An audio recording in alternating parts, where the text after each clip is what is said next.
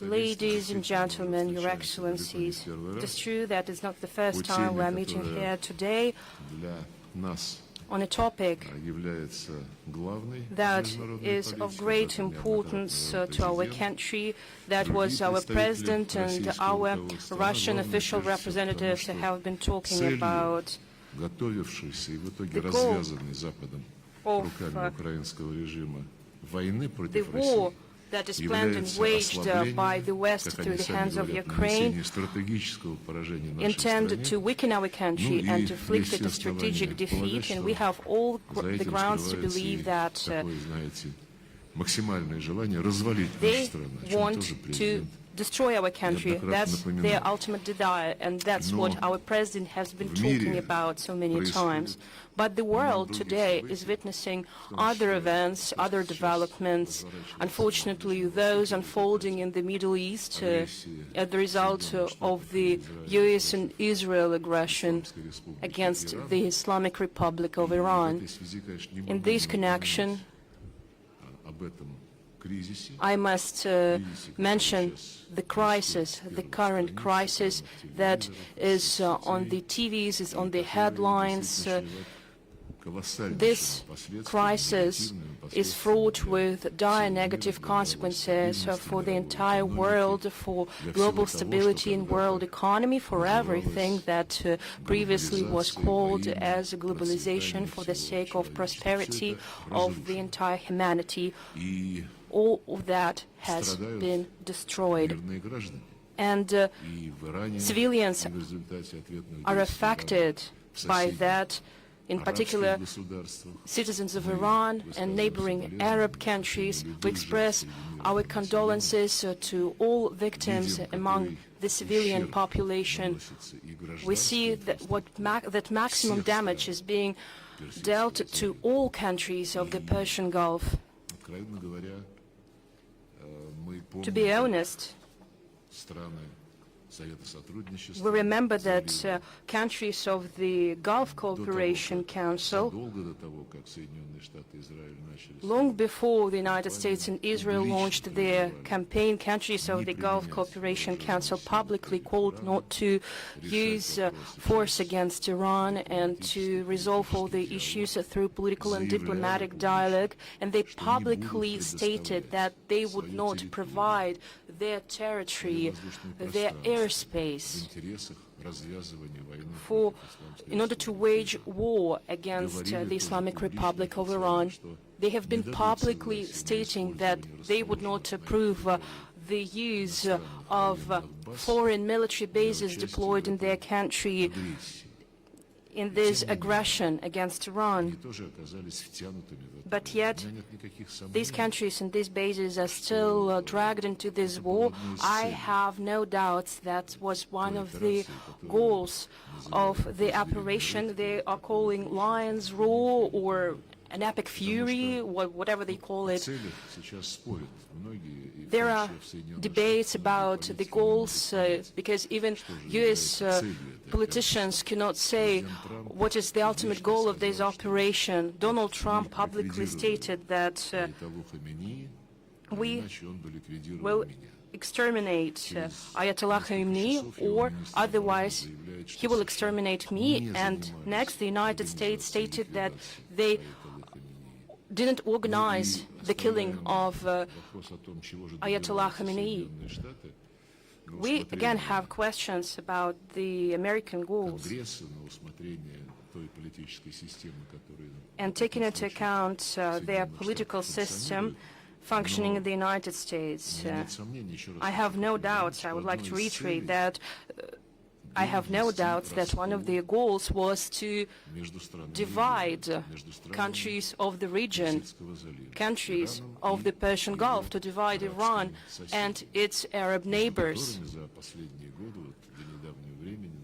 Iran and its Arab neighbors has made positive progress in the normalization of their relations over the past years. In particular, Saudi Arabia and the Islamic Republic of Iran have normalized their relations, and Russia has contributed to that process. Our country is promoting a unifying agenda for so many years. For more than 20 years, we have been promoting this agenda. We have been organizing events to support the establishment of the initiative to establish a security zone in the Persian Gulf that would include all coastal countries and their neighbors.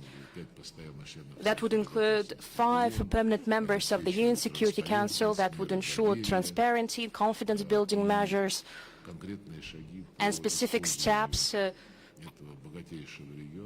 to use this rich and prosperous region for the prosperity of peoples of these countries, of the countries of the region. But this concept,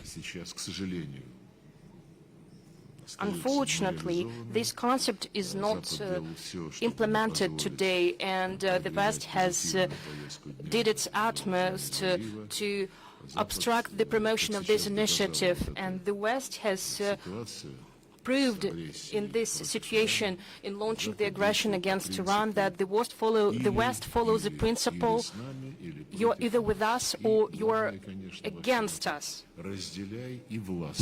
Their main principle is rule and divide, or should I say even rule, pin against countries against each other, and divide.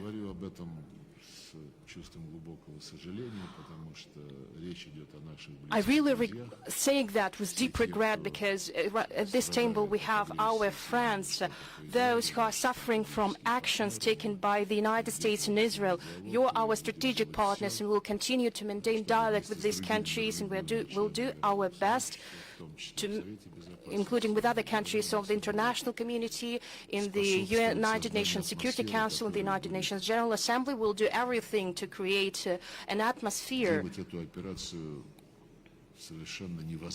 that will make this operation impossible. I don't know how we will be able to help the situation by using more than political efforts, but we need to make sure that the voice of the international community is heard. Today, we gathered here to talk about Ukraine, and I finished the first part of my speech by referring to the Western politics, the Western policy, rule and divide. This policy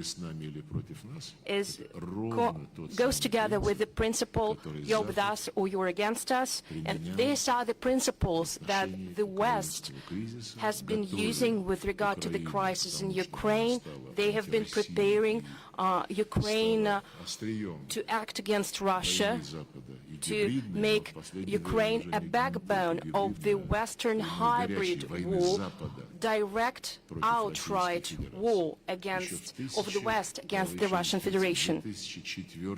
In 2005, when the first Maidan revolution happened in Ukraine, when results of the elections were cancelled, when they organized the third illegal round of elections were organized, bypassing the constitution of Ukraine, a candidate that was desirable by the West was promoted, and they did that to oppose a legitimately elected president that was elected after 2 rounds of elections. And at that time, publicly, Brussels claimed that we request from Ukrainian voters, when they go to the third illegal round of elections, they will make a clear choice. Either they are with Europe or they are with the Russian Federation. It happened in 2004, and since then, this approach, you're with us or you're with Russia, is still relevant today. It is still being used.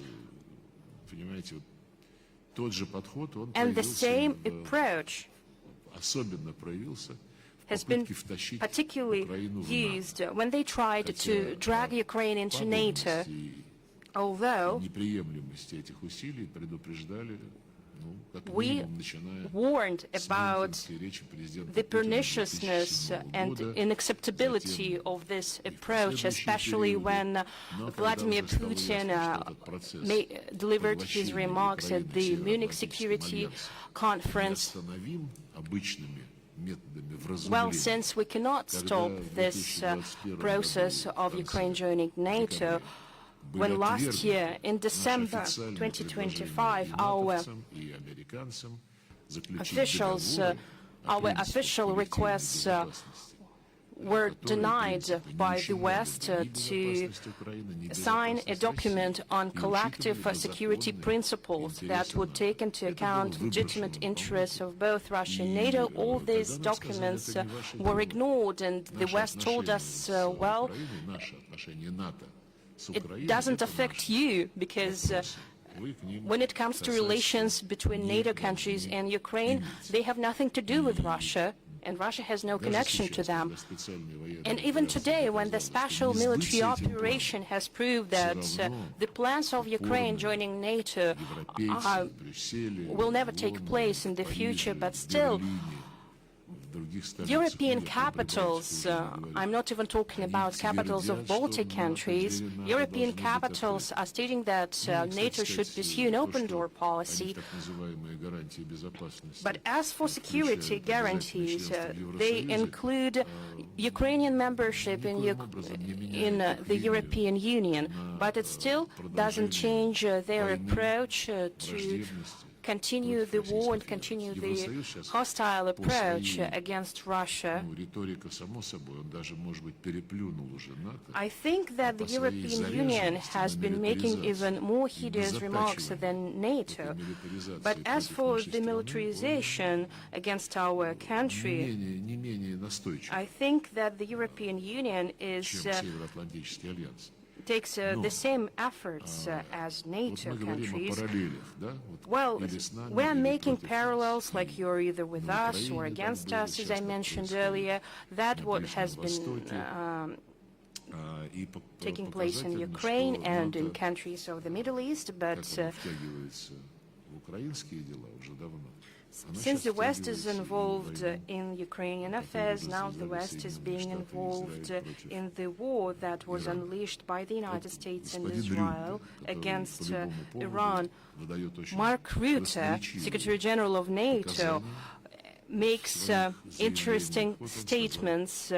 In particular, he stated that NATO is ready to use Article on collective defense in the US operation against Iran.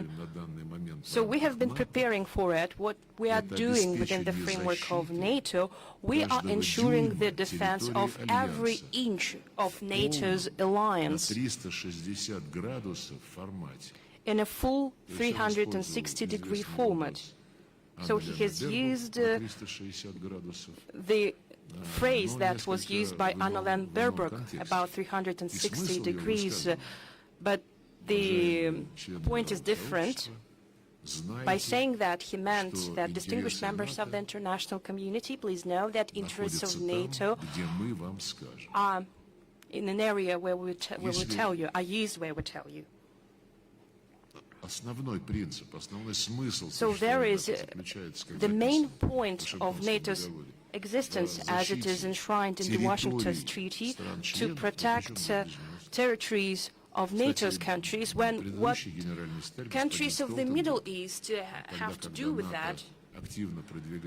When NATO have been actively promoting the Indo-Pacific strategy in Eurasia, and where they have been creating their infrastructure in the region, they have been creating NATO-like structures, groups of 5 or 4 countries. And Stoltenberg, previous Secretary General of NATO, was asked at the press conference what was the point of NATO to extend their activities in the Middle East, because, again, NATO is an alliance that is purely created to protect territories of NATO countries from external threats, and Stoltenberg stated that, well, the alliance remains to be that alliance that defends territories of NATO countries, but today threats are being posed in Middle East, in the Strait of Taiwan, and in other parts of the world, and these are threats to the security of NATO countries. So this explains what is going on in Ukraine, reasons of the Ukrainian crisis, what is happening in the Middle East. So all their actions have reaffirmed in the NATO's approach to issues that are far from NATO, have nothing to do with NATO. And they do not even conceal it. Our British colleagues have stated and have repeatedly stated, with the support of many colleagues from NATO, that the security of the Euro-Atlantic is indivisible from the security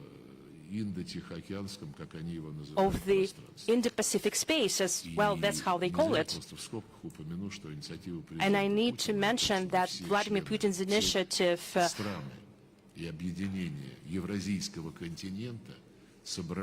to bring together all countries of Eurasia and all organizations of Eurasia, to bring them together and to discuss their future, their cooperation, how to ensure their economic integration, how to ensure their security.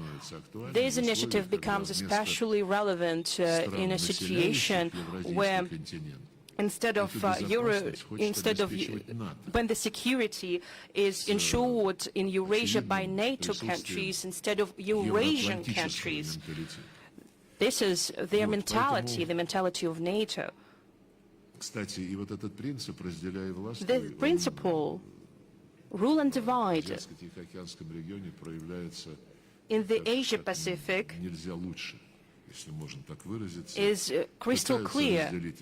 They are trying to drive a wedge in ASEAN.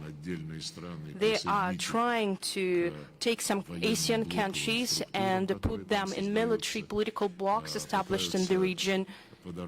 They are trying to undermine the ASEAN-centric approach to universal and inclusive structures that have been established by ASEAN for decades.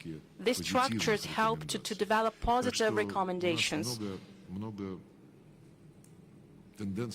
I think that we have many tendencies, but there is one single tendency that is taking place in various situations in various parts of the world, especially in Ukraine and in the Middle East, and in the Far Eastern regions as well. There is another aspect that are being mentioned by the Russian political scientists. There are debates about negotiations, comments being made about successful negotiations between the United States and Venezuela. You know how these negotiations ended. Negotiations between the United States and Iran were maintained quite long, and they were quite close, at the estimates of the participants, to the success. Even last year, when exactly on the eve of the next round of talks, they launched the 12-day war, so-called, the first act of aggression against the Republic of Iran. The same, we witness the same things. Last Friday, parties left Geneva, making quite optimistic statements. I talked to my friend, Minister Budaidi of the Sultanate of Oman, who was a mediator in these talks, and he confirmed that they departed, both delegations, on a positive note, and the substantial agreements was quite close. They have to continue these talks, but then they cut these talks, and it was stated that the US side just playing a trick, claiming that Iran is not willing to fulfill their requirements. Coming back to Ukraine, we are also engaged in talks with the United States, with our American colleagues, who are trying to assist in the dialogue with Ukraine. Several rounds of talks took place in Abu Dhabi, and we would like to appreciate our friends from this country and in Geneva. So far, we don't see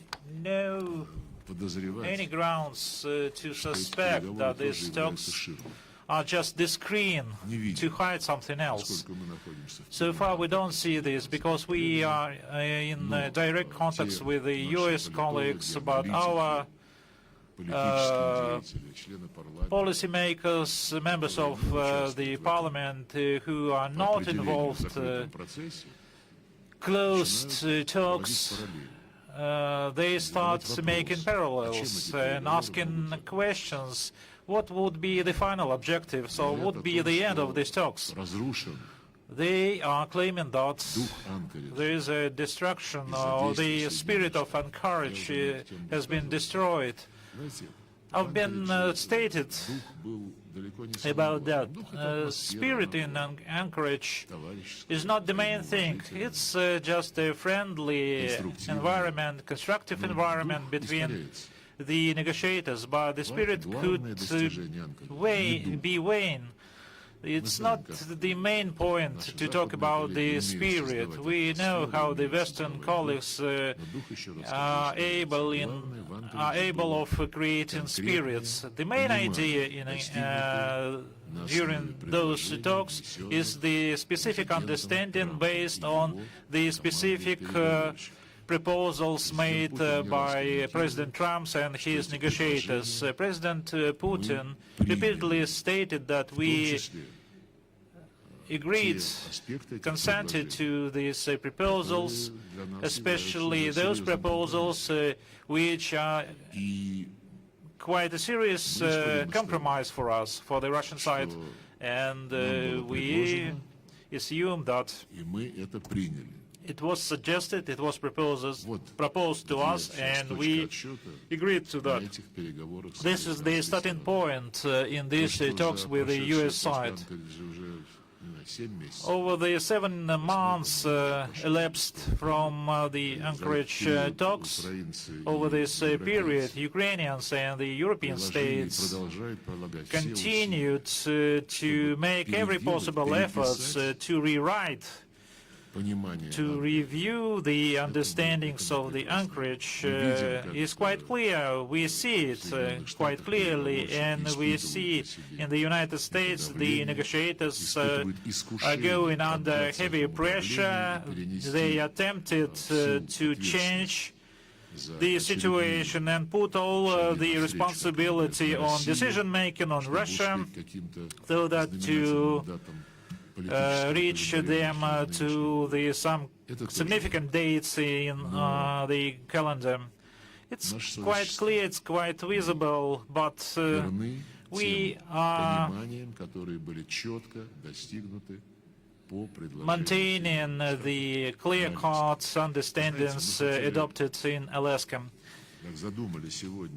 We thought about discussing the Ukrainian crisis in the format of the digital threats in the context of the information security. There are a lot of examples here to cite which are quite characteristics for the criminal nature of the Ukrainian regime, which, along with the physical undermining of the physical infrastructure in Europe, like blowing up the Nord Stream, and it was stated by the Russian president. Now they are looking at the South Stream, Turkish Stream, and they destroyed the gas carrier, Metagas, yesterday, and they are not hiding this. Instead, along with the destruction of the physical infrastructure, they are involved in the information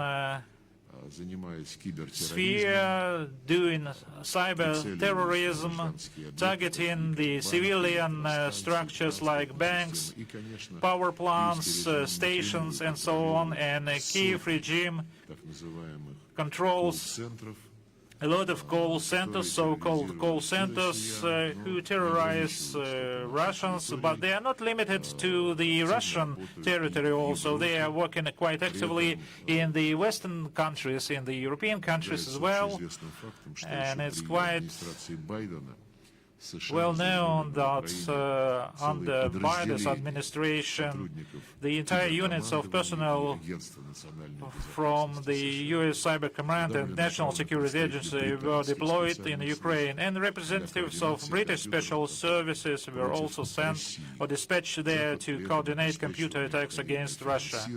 And the West provided the necessary financial infusions, supplied equipment, and according to our information, these structures created by Anglo-Saxons, the experts, the military from the United States and Britain, they are still in Ukraine and continue doing these criminal activities.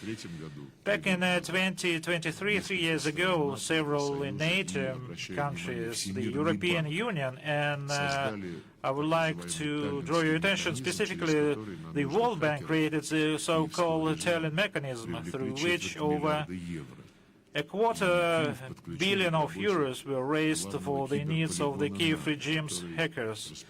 And Kiev was connected to the main NATO cyber range located in Estonian capital, the so-called Italian Center for Cyber Defense.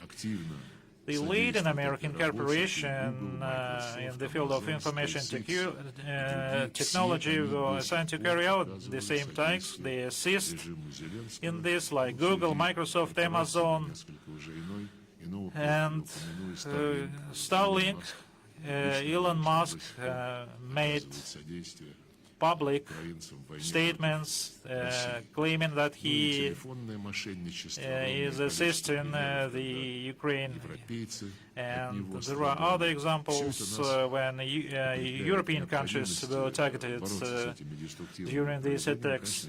Of course, we're trying to counter these destructive things. They are of universal nature, and we have been repeatedly and steadfastly advocating the elaboration of the universal rules for all states in this regard. And it's quite good that the initiative of Russia last year in Hanoi, the first ever universal treaty was signed in the field of countering cyber crimes. 73 countries have already signed this document, and with its entry into force, the law enforcement agencies of the participating states will gain the efficient tool to combat hackers, and we will continue to work in order to expand the scope of the convention by negotiating an additional protocol, and we call for all countries to join this. And of course, I mentioned another topic, which is the use of low-orbit satellites for military purposes, just like Stalin, U.S. Stalin, and we propose to ensure the regulation, legal regulation of these things. Last year, we proposed to have the informal meeting with the Western partners for the same purpose, to confirm that low-orbit satellites operators are obliged to abide by the national legislation on the territory of which they provide their services. And of course, we continue to conduct additional events. This year, the Global Digital Forum in September 17-19 in Moscow will be held. You are all invited, and we would be happy to see your representatives at this forum. And coming back to Ukrainian topic, I would like to say that one of the main goals of our special military operation remains the elimination of the comprehensive threat to Russia's national security emanating from Ukraine territory. And this is of a complex nature, including the threat of state cyber-terrorism from Kiev regime. We appreciate the efforts and understanding of the states who understand the root causes of this conflict. Every person trying to understand correctly this problem could understand this very well, like the slaughtering of millions and millions of Russian-speaking people whose culture information sources were legally banned by the Nazi regime, which is now rules in Kiev. In terms of the next step in the political sphere, I just mentioned about this. We are tuned to abide to implement the proposals of made in Alaska. US side knows about this, and we do hope that our US colleagues will remain on this route, despite all the efforts by Ursula von der Rutte and so on and so forth. Questions, please. Any questions? Bahrain. Good morning, Your Excellency. On behalf of Arab ambassadors in Moscow, I would like to thank Your Excellency for having us today. And also on behalf of Arabian Gulf ambassadors, GCC, also we would like to thank you and appreciate the telephone call conducted by Mr. President to our leaders. Your Excellency, our country is now in Arabian Gulf is facing every moment aggression from Iranian missiles to our civilian places, and so many people have been killed during last week. And we know you have a special and strategic relation with Iran. That's why we are looking forward that Russia can play a bigger role and maybe put some pressure on Iran to stop their aggression against our countries, because as you mentioned, and everybody knows that our countries are not part of this war, and we announced from the day one that we are not playing any role against Iran.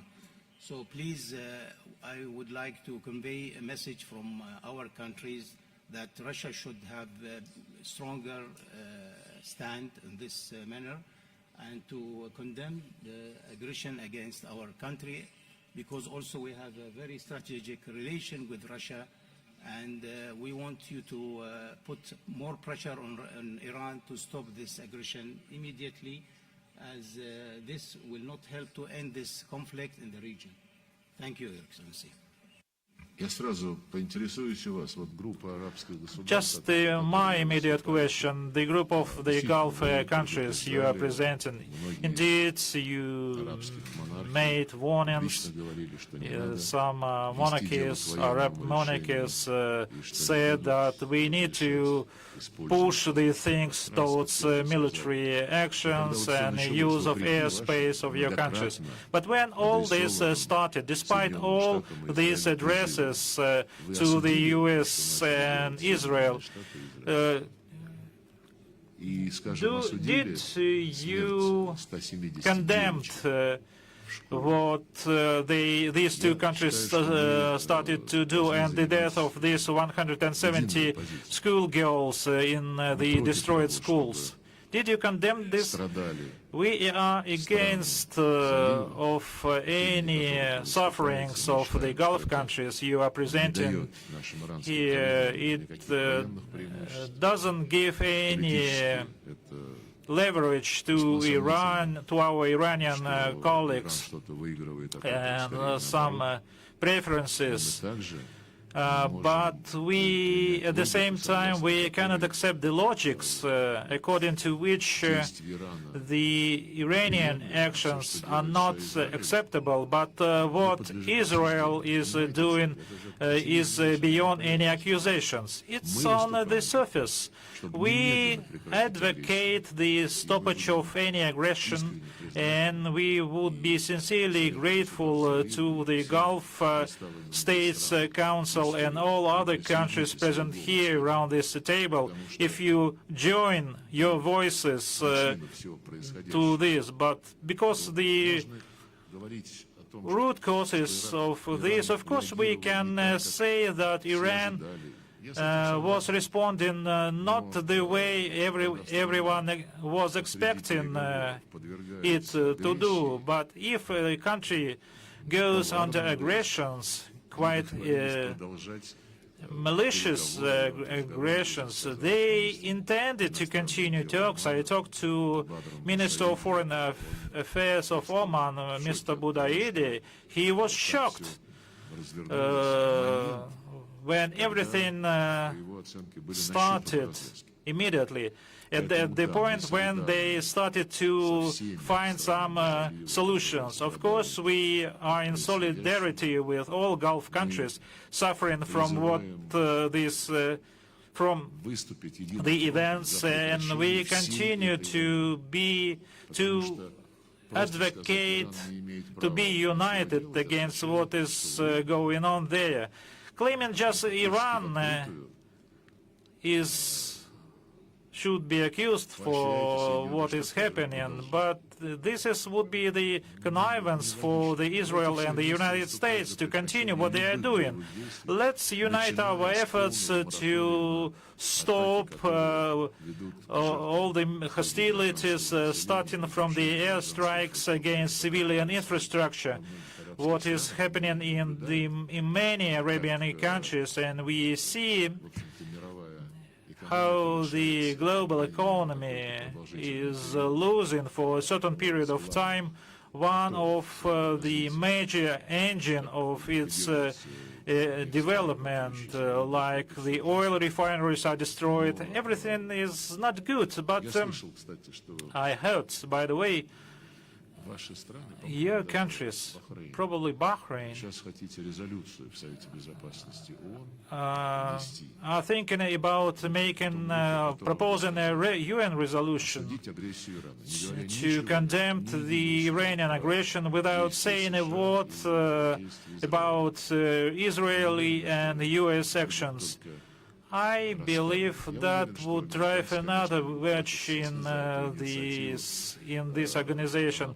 US, of course, would support this idea because it goes in line with their logics. They would like to finish up this regime, which they claim legitimate. Last year in the Security Council, US motioned a resolution on Ukraine, claiming to stop immediately this conflict. That was the essence of this resolution.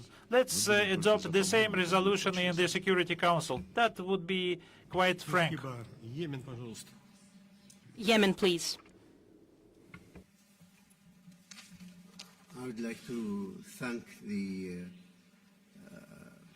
MGIMO and the Diplomatic Institute for the excellent organization of this important meeting, and thanks to Honorable Minister Lavrov for the information important which we got today.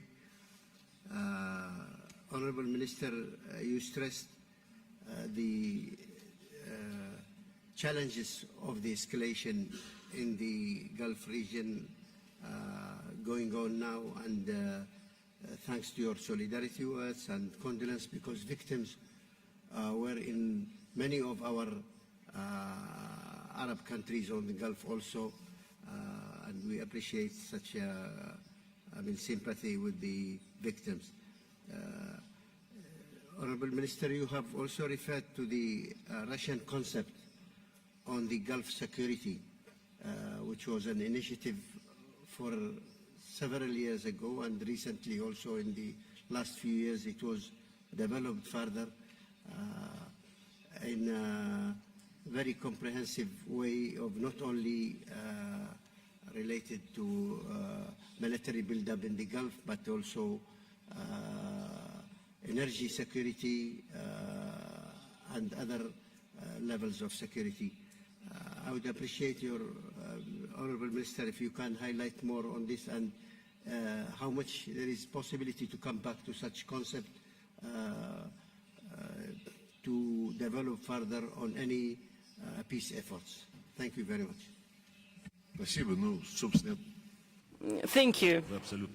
You were absolutely right in saying that this initiative has been discussed for many years. It was a second-track discussion, and we hope that it would help to prepare for intergovernmental contacts. But before experts were working on that, we have organized several events, including the recent event that was organized by our institutions.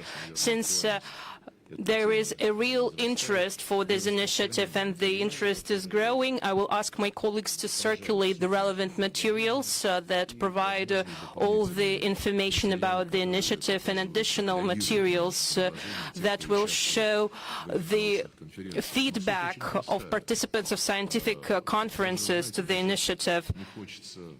You know, I wouldn't like to mention the Organization for Security and Cooperation in Europe, because saying OSCE is like using a derogatory root term in political scientist communities. But before that, the process was similar to the Helsinki process. We planned to gather and to discuss our issues and problems and risks to our security, and then we will start with agreements on transparency in military activities, agreements on transparency and probably limitation of military exercises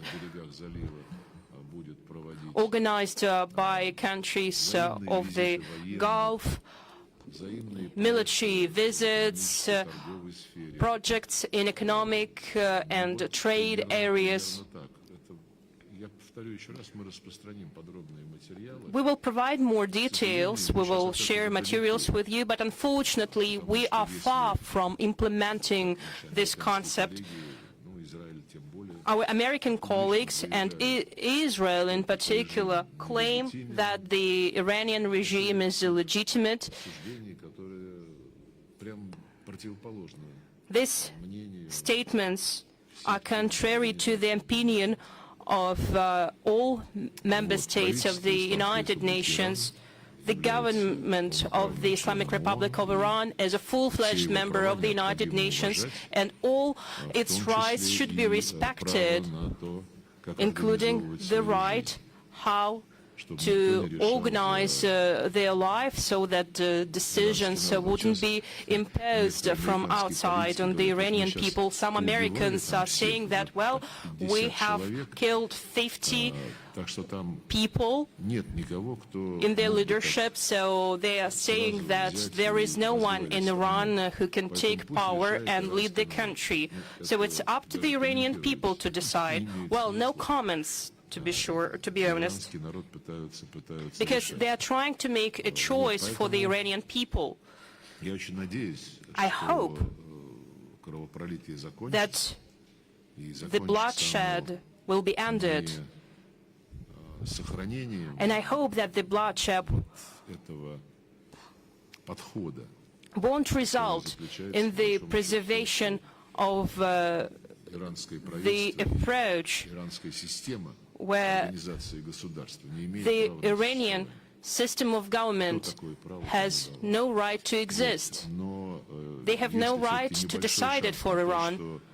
There is a small chance that the bloodshed will end with the realization that such reckless schemes are pointless in the future.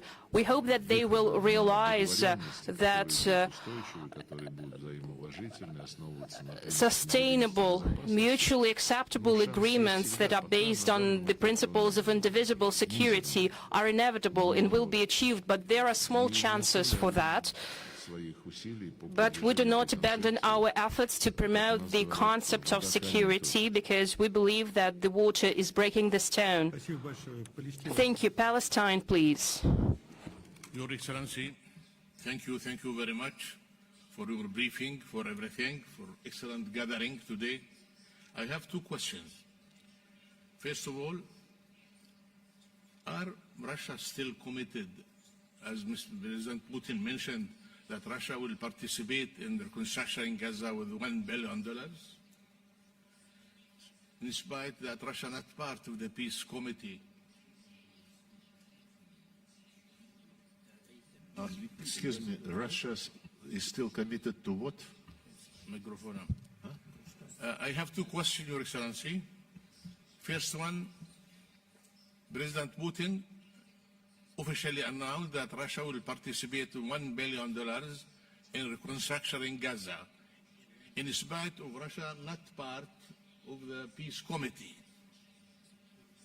Second question, what now happening in the Gulf? All the world watching what's going on, and we don't want that people will forget what's going on in Palestine. There's two things here. In Gaza, the situation is still the same. Up to now, the Israeli refused to authorize the Palestinian committee to enter Gaza. They are stuck in Egypt more than 2 months. And they are up to now occupied more than 55% from Gaza, and they control everything totally. In the meantime, at the West Bank, they are continuing their policy, confiscation of land, and officially they announced that West Bank must be part of Israel. So, what do you think? Where is the international community? Where is the United Nations? Where we are moving, with your opinion? Thank you. Thank you. I will start from the second question because it's a fundamental one. You know, Russia has been committed to the two-state solution from 1987, when the USSR recognized the state of Palestine. We have an embassy of Palestine in Moscow, and we have established diplomatic relations with Palestine. And we have done that, taking into account the historical circumstances. At that time, the USSR was one of the main initiators of the United Nations resolution to establish a two-state solution, a state of Israel and a state of Palestine. You can read the decision taken by the United Nations again, and this decision will show you that this two-state solution was an interconnected one. The State of Israel was established and it was acknowledged by the USSR. But the successors of Palestinian politicians, well, that's a long history, but those who are interested in it, I recommend you to read it, and you will learn why in 1948 the state of Palestine wasn't declared, because you will find the reasons when you will read about the Palestinian politicians. The war started, which followed by other two wars of the previous century. And with every war, the area under the control of the Palestinian Authority has been diminishing. However, the official position of almost all countries present here is that we all support the establishment of the State of Palestine within the borders of 1967, with the East Jerusalem as its capital and with the return of refugees. You were absolutely right when you mentioned that, but again, if we follow your words and if we look at the map of Gaza and the map of the West Bank, well, it would be difficult to imagine how a state of Palestine could be established on the territory that is still not being taken by Israel. Plan developed by President Trump was made only for Gaza, and it was openly stated that this plan was approved by the United Nations Security Council last autumn.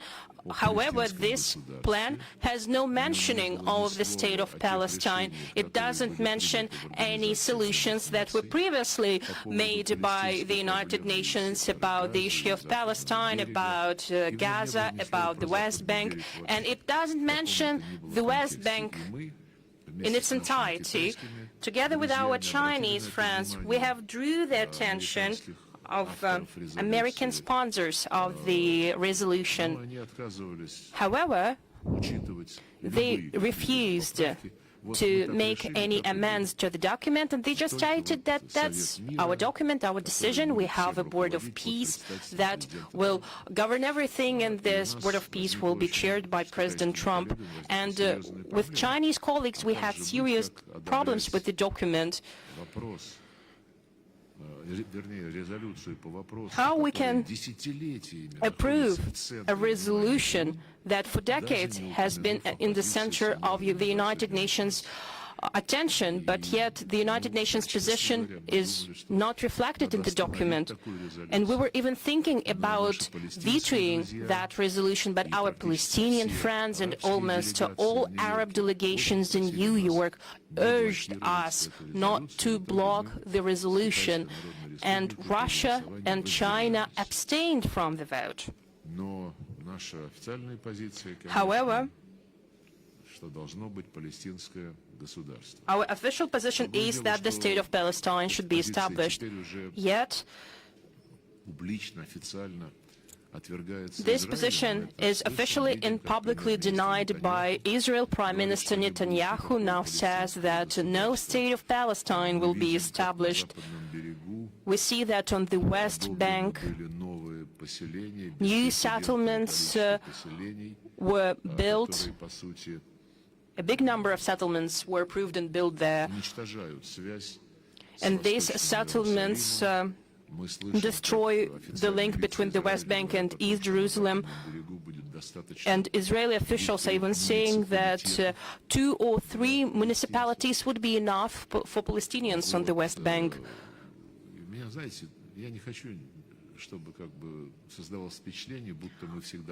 I don't want to look like as if Russia is always right and other countries are doing mistakes, but we, as Russia, we recognized the State of Palestine in 1987, and let me assure you, if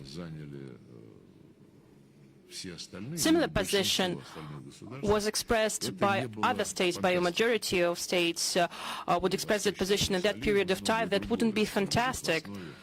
That wouldn't be a fantasy.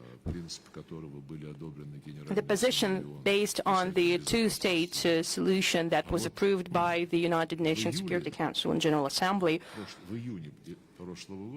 But in June 2025, I heard President Macron saying that we have concerns over the situation in Gaza,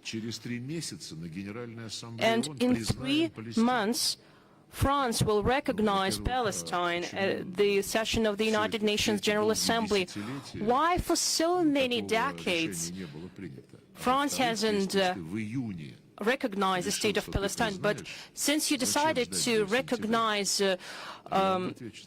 Palestine in June, Why to wait 3 months? Well, they hoped that nothing would remain from Palestine in September. Other Western countries have taken the same approach. We have supported the plan of Donald Trump because it envisaged the end of violence by both parties, and it was accepted by both parties. Taking into account the number of civilian casualties, it has reduced, but it hasn't reached zero, because violence continues and there are violations of the ceasefire and the violations of principles on which Israel pledged to withdraw from Gaza. And they're doing the same with Lebanon. They have had agreements with Lebanon in the south of the country, but they have broken their promise now. They're saying that Hamas should be destroyed in all its forms, which differs from the principles set out in the plan of Donald Trump, which envisages the disarmament of Hamas. We see that many steps are taken, and these steps justify actions that are not consistent with the plan of Donald Trump. We want to return Gaza to Palestinians. We want to rebuild Gaza. And $1 billion that Vladimir Putin declared to provide out of frozen assets. We have notified Americans about our intention, and this money, $1 billion will be sent to rebuild housing, civilian infrastructure, and this money will be used to address all the issues that will allow Palestinians to return to Gaza. As for other goals, we haven't asked to use our money for these goals, but after President Putin has declared his intention, we have sent a note to the United States about it, but we haven't received any response from them yet. They are not talking about Riviera in the Middle East that they wanted to create, but there are talks about rebuilding Gaza, but now they are talking about creating a resort in Gaza. But I think that would be disrespectful towards Palestinians, because they are trying to provide housing from them in many parts of the world, like in Indonesia, in South Sudan, but Palestinians have a right to live on their own land. Other countries pledged billions of dollars at the recent meeting. Some countries pledged $10 billion, other countries pledged $15 to rebuild Gaza. To rebuild Gaza in such a way that the right for Palestinians to return to their homeland will be guaranteed. As for Palestinian refugees, no one is talking about their right to return to Palestine. But if we are talking about depriving of Palestinian citizens of their right to return to their homeland, that will be a shame for the United States and other structures that are being established in parallel to the United Nations to address the situation in Gaza and Palestine. Thank you. League of Arab States has a question.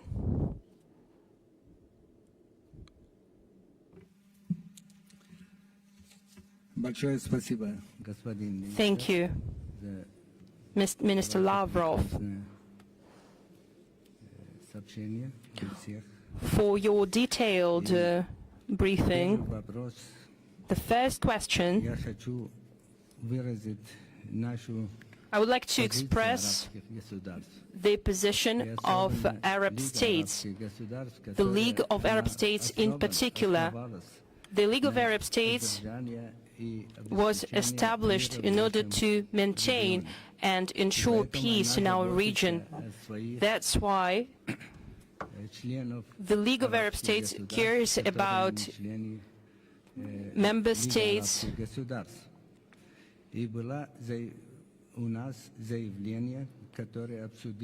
The League of Arab States has issued a statement that condemned actions of Iran against Arab states because it's a very troubling question for us.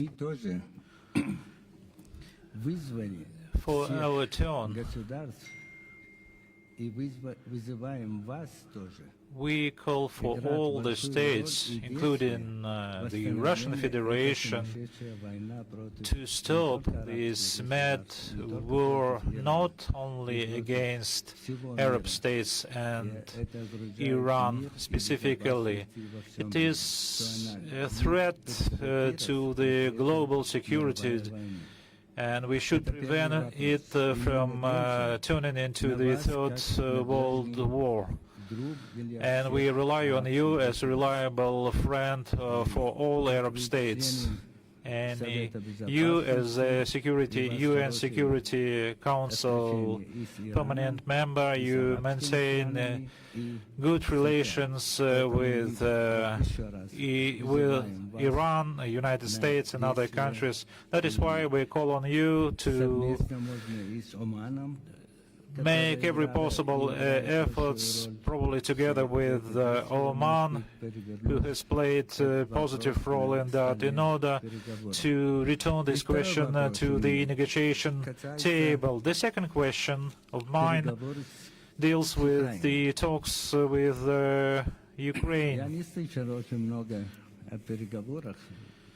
I haven't heard a lot about these talks with Ukraine, but still I'm eager to listen to your assessments of recent talks with Ukraine, and I mean tripartite talks together with the United States, with the US participation, and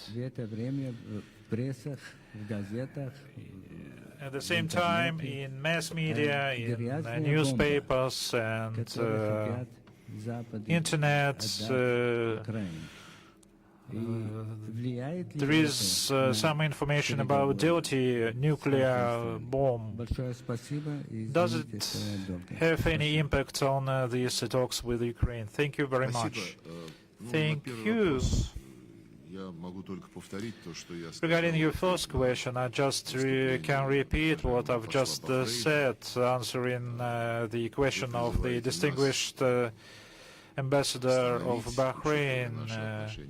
You asking us to exert some pressure on Iran to stop these hostilities.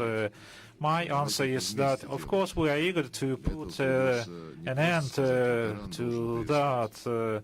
But let's do it together. We cannot just say to Iran, stop it.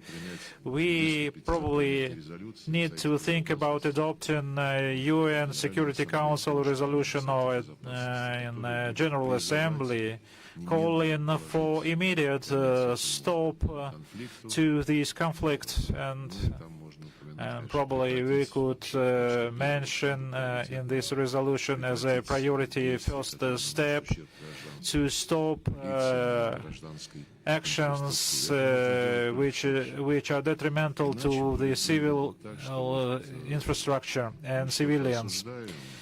Otherwise, it will look like that we are condemning something and skipping something. You know, the West has a tendency to cancel the history.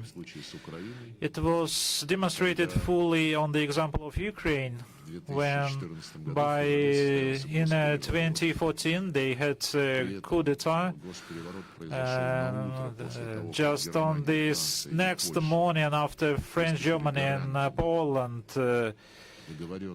played a guarantor's role in terms of negotiations between the president and the opposition regarding the preliminary elections, and everything got calm.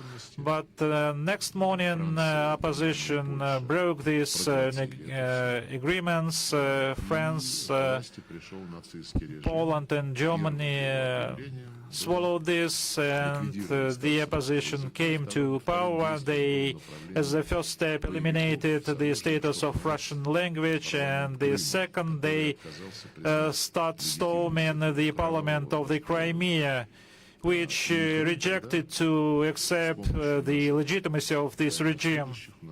And then we had a military naval base. There was a referendum in the Crimea and joined the Russian Federation. There was a hysteria in the Western countries. They claimed that we annexed the Crimea, and that was the launch of the Ukrainian conflict. But we say, what about the coup d'etat? Because the Crimea, through the referendum, while protesting this coup d'etat, decided to exit the Russian Federation. And they said, no, they are trying to cancel the history, claiming that that was the launch of this crisis. We can't cancel the June of the last year when, in the middle of negotiation, there was a first aggression against Iran. President Trump stated that all nuclear facilities were destroyed in Iran, and side speaking, here we're still puzzled about the role of IAEA, because not in a single report or resolution of IAEA, there wasn't just a hint about possession by Iran of a nuclear weapon. Of course, they had a lot of highly enriched uranium, even more than it needed to produce the nuclear energy for civil purposes. But they never said about start of the military activities. Only when the United States came out of the agreements with Iran, and Iran abided by strictly all the negotiations. The United States just left from these agreements, and the European countries shyly, covertly stayed away from this, and then Iran started to enhance the enrichment of uranium after all these actions. And when Iran was condemned once again, that was another attempt to cancel the history, the part of this history which dealt with the full withdrawal of the United States of all these agreements on restrictions on Iran, which were abided by strictly by Iran. And there were cases when last year the IAEA considered the report of the Director General of this organization, and there were some ambiguous statements, and then Britain and France and Germany proposed a resolution on the basis of these ambiguous statements, putting forward the decisions in order to restore the expired sanctions on Iran. That was a clear-cut manipulation of the principles of international law, skipping all the rules of international law, and a clear justification of their own actions, and to punish Iran without any reason. But knowing Europeans, it's not a surprise, but each time they create additional reasons to be shocked. And now Mr. Grossi being asked about the IAEA positions, he said that my previous reports indicated that unless Iran assists the IAEA in terms of guarantees, our organization cannot state that it is of civil nature. What does it mean in terms of guarantees? IAEA insists on getting access to those facilities of nuclear program which were bombed by the United States last June. Iran and Russia asked this organization.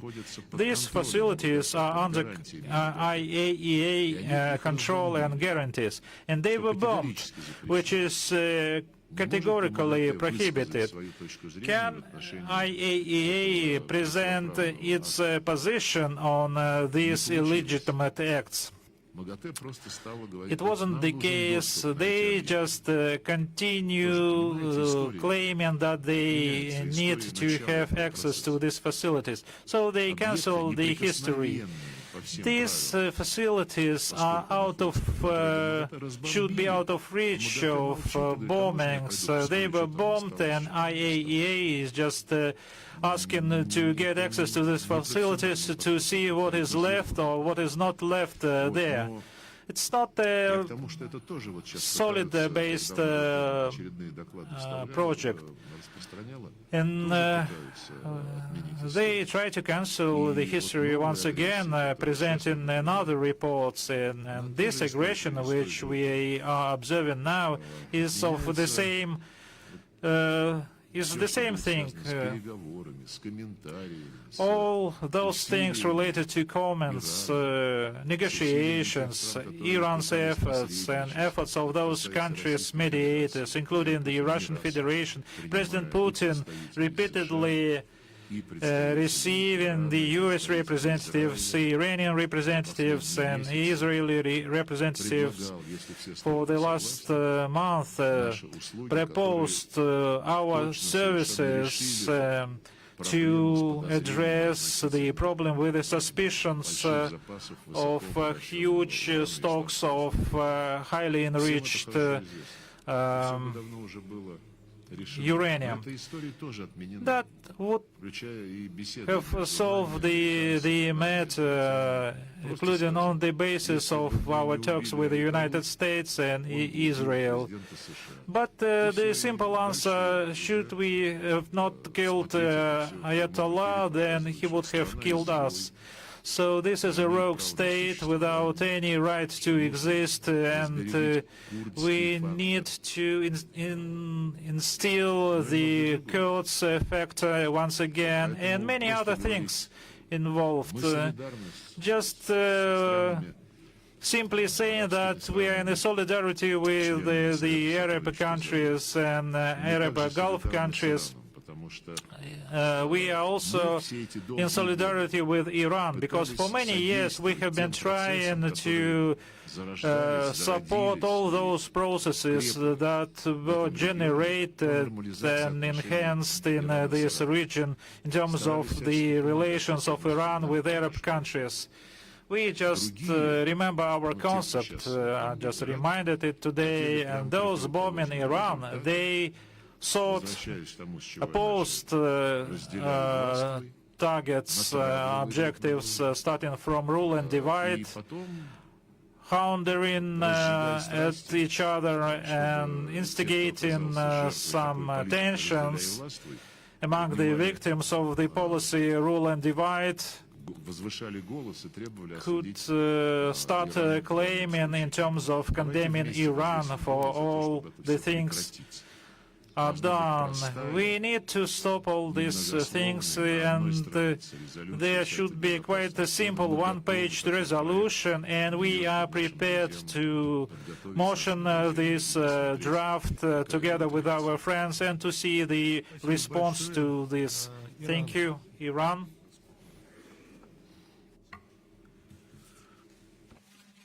In the name of God, Excellency, Mr. Lavrov, dear colleagues, good day to you. Thank you very much for giving me this opportunity to raise some points. As you know, these days, my country is involved in a real war. The war that we did not begin it, but it was imposed on us. In fact, they attacked us in the middle of negotiations. The attack by the United States and the Israeli regime on February 28, 2026 against defensive facilities and civilian locations in various Iranian cities is a clear violation of Article 2 of the United Nations Charter and constitutes an act of obvious armed aggression against the Islamic Republic of Iran. Since the beginning of this unprovoked and unjustified aggression by the US and the Israeli regime against the sovereignty and territorial integrity of the Islamic Republic of Iran, numerous military strikes have been carried out against civilian targets, including schools, hospitals, and emergency equipment and personnel. These attacks have resulted in the martyrdom of many innocent civilians, including women and children, and the injury of many more.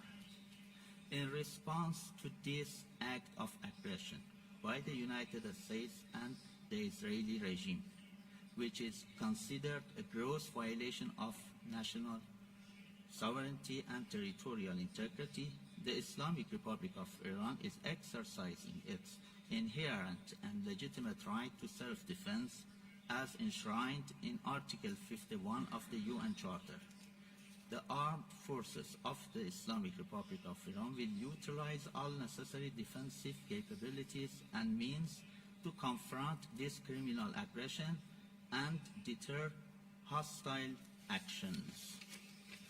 Regarding the statements of our friends from Arab countries, I would like to emphasize that the Arab states of the Persian Gulf are our neighbors and Muslim brothers.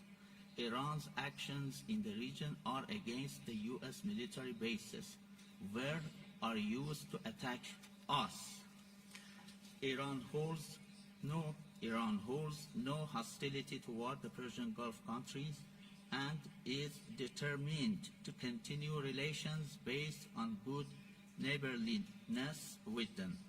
Iran's defensive response to US military bases in certain Persian Gulf countries should not be perceived as an attack on those nations. Rather, it is considered our legitimate response to the origin of the aggression.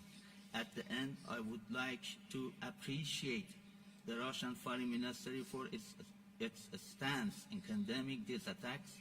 Many independent states around the world, like Russia, have condemned these illegal and illegitimate attacks because they had no legal reason to launch a military attack on my country. Thanks for your attention.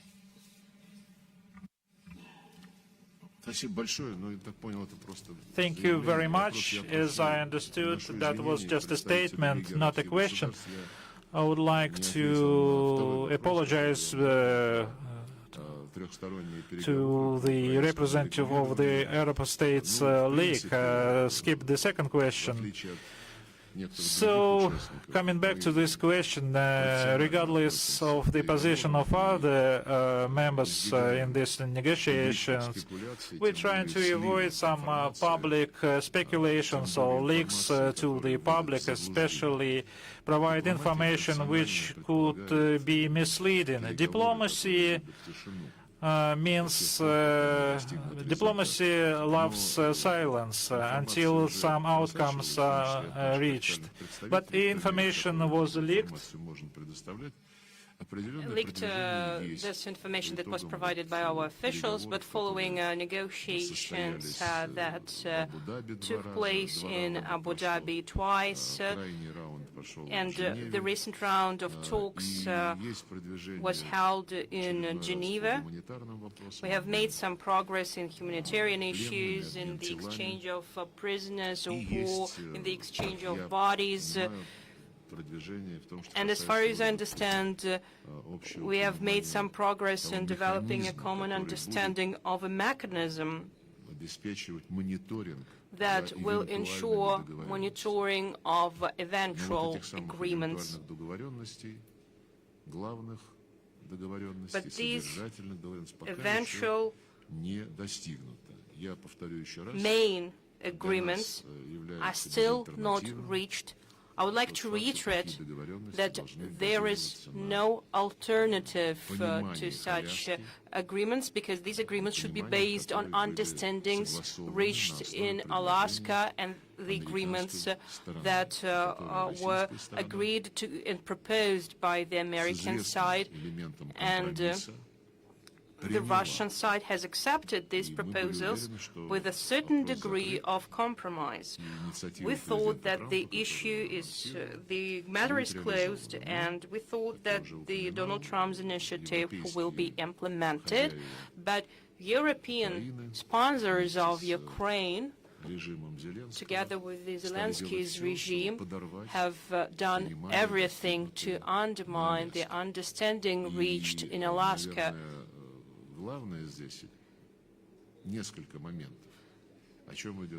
There are several important moments that should be taken into account. First, they want to undermine the understanding that Ukraine has no place in NATO, and they are using various arguments for that to undermine this position.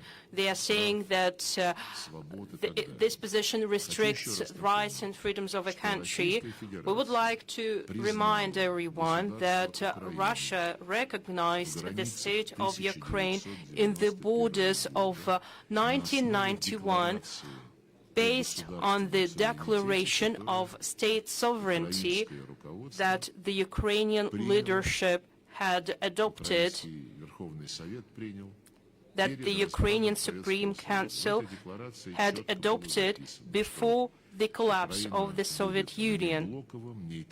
The declaration enshrines the non-bloc, non-nuclear status of Ukraine, as well as a neutral status, and this declaration provides all the rights to groups, ethnic groups living in Ukraine.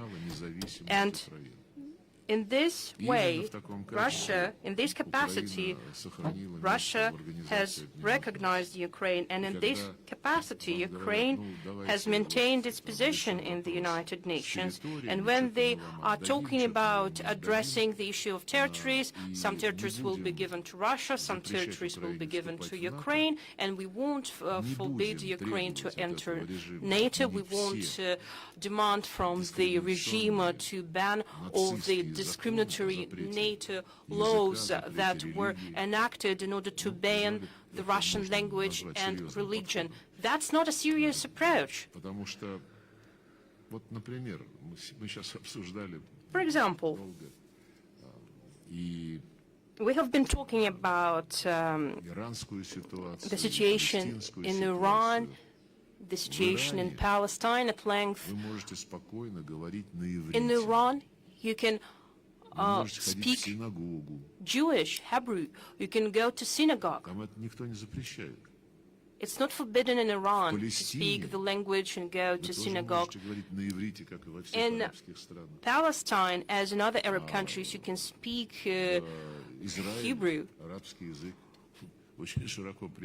And in Israel, Arab is widespread as the Russian language. There is no country in the world where a language is prohibited.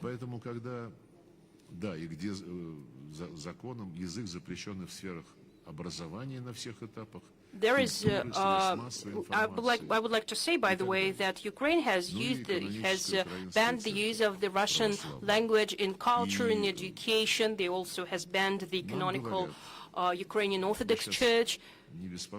Well, they're saying right now, don't worry about them, just make a compromise on the issue of territories. What compromise can we talk about? Because that's not the question of lands. This is the question of people living on these territories who voted against being with the Kiev regime and who voted in favor of being with Russia.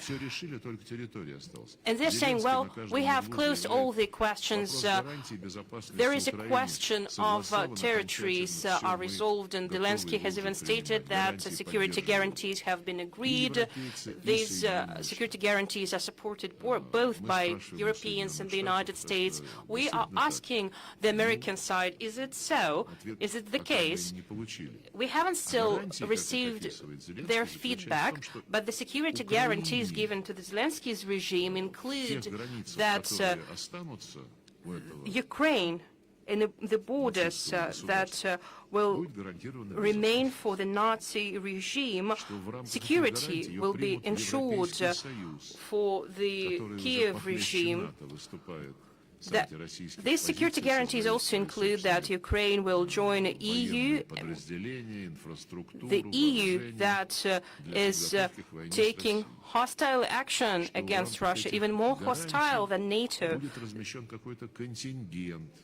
These agreements also include the deployment of a military contingent that will be deployed in Ukraine, in addition to British and French structures that had been deployed in Ukraine for a long period of time and ensure the military training of Ukrainians.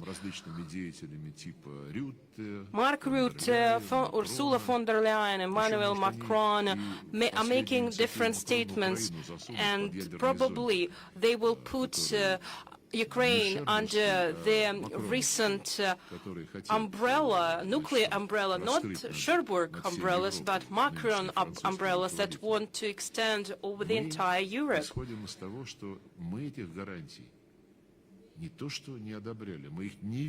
Our position is that we don't just not accept these guarantees. We haven't seen these guarantees at all. And all the information that is being circulated in mass media, these leaks show total disrespect to the negotiations that were launched at the initiative of the United States. And the guarantees that I mentioned, well, you can make your own conclusions here. These guarantees are not aimed at ensuring equal and indivisible security in this part of the world, in Europe, but these guarantees aim to continue preparing Ukraine for war, to pump it with weapons, to provide more funds to Ukraine, and to deploy more troops to Ukraine. And they pursue a single goal: to inflict a strategic defeat on Russia. That's totally different, 180 degrees different from what we agreed in Istanbul 3 years ago. And 4 years ago, in March and April 2022, at the proposal of Ukraine itself, and security guarantees at that time included collective participation of all members of the United Nations Security Council, including Russia and China, that these guarantees will be ensured on the basis of consensus. That's total withdrawal from the principles we agreed at that negotiations in 2022. So we are just asking questions to our American colleagues, and we hope that the principles that were laid by President Trump together with President Putin in Alaska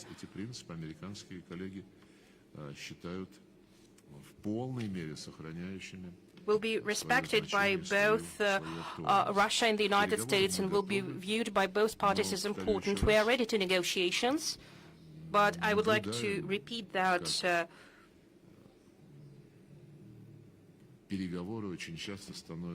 quite often negotiations become a smokescreen for hostile actions. Quite often we see that the United States continue to provide intelligence information to the Ukrainian regime. They continue to sell weapons to European countries so that they will transfer these weapons at their own cost to the Ukrainian regime. And if you look at mass media reports over the previous month, you can see that new sanctions were imposed on Russia. More and more serious sanctions were imposed on Russia in order to push it away from the energy market, and these sanctions are now being imposed by Trump administration.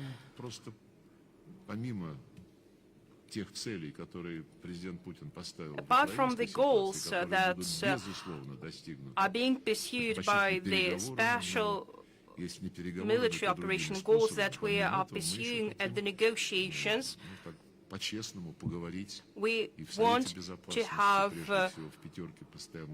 a sincere conversation with the members of the United Nations Security Council, in particular with 5 permanent members. We want to understand what world we are living today when a major power states that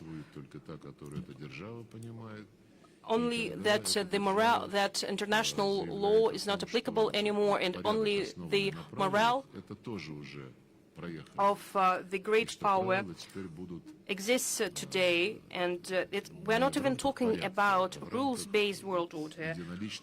We're talking about unilateral decisions that are being taken by certain countries. I think that U.S. allies in NATO would like to have such a discussion, but that's a much wider question that is applicable not only to the golden billion and their destiny. There are other parts of the world that are called as jungles by representatives of the golden billion. And representatives of these countries are well represented here, by the way, that have been called jungles by some representatives. I think that these questions should be discussed at the conferences of political scientists, and these questions could be discussed by the United Nations Security Council. Probably they should initiate some discussions on that. But still, the United Nations is making statements that are not consistent. The United Nations just respond to some manifestations of chaos that we are witnessing today. In conclusion, I express hope. I do hope that all the countries, all governments, and even those countries and governments that are not represented here today, including Western ones, are still interested in understanding what world we are living today, what world we are starting to live in today, and how interests of each and every state are going to be implemented, including, I emphasize, the implementation of special responsibility that nuclear powers have in this situation. We hope that the war against Iran wouldn't undermine fundamentals of principles of nuclear non-proliferation. Some experts are already stating that by perceiving a goal to deprive Iran of nuclear weapons, the West, the United States, can incite a nuclear arms race. There are more and more examples showing that if you don't have nuclear weapons, then they can do with your country whatever they want. We remember the recent examples, what they did with Muammar Gaddafi in Libya. Muammar Gaddafi refused to develop nuclear weapons. I wouldn't like to end our meeting on pessimistic notes. I underscore it is time to have a sincere conversation so that we wouldn't learn in the morning that instead of talks another war started. But everyone yet heard that negotiations would be continued, so that we would leave without surprises that lead to serious consequences for aggressors and for those who are being attacked, but for everyone else and for the world economy in general. Thank you very much. I think we will continue our work and will continue our meetings. And I think that we have understood today that we can talk not only about Ukraine, but other topics that are of concern for our friends. Thank you, Mr. Lavrov. Thank you, ladies and gentlemen. See you next time.